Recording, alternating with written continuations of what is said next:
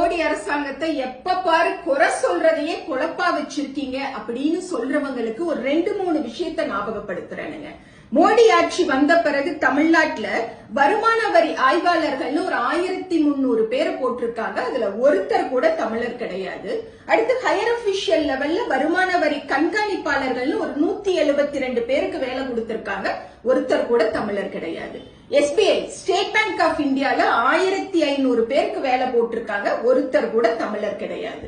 Southern ரயில்வேஸ்ல Trichy கோட்டத்துல மட்டும் 1765 பேருக்கு வேலை கிடைச்சிருக்கு. ஆனா ஒருத்தர் கூட தமிழர் கிடையாது. திருச்சி பொன்மலை ரயில்வேஸ்ல கிட்டத்தட்ட 3800 பேருக்கு வேலை போட்டாங்க இல்லைங்களா? அதுல 80% மக்கள் வடக்க இருந்து வந்தவங்க தான்.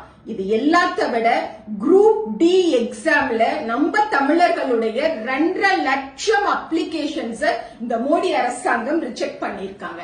இதை விட தமிழ்நாட்டுக்கும் தமிழர்களுடைய வாழ்க்கைக்கும் மோடி அரசாங்கம் செஞ்ச பாதிப்புக்கு ஆதாரம் என்ன வேணும்னு கேக்குறீங்க?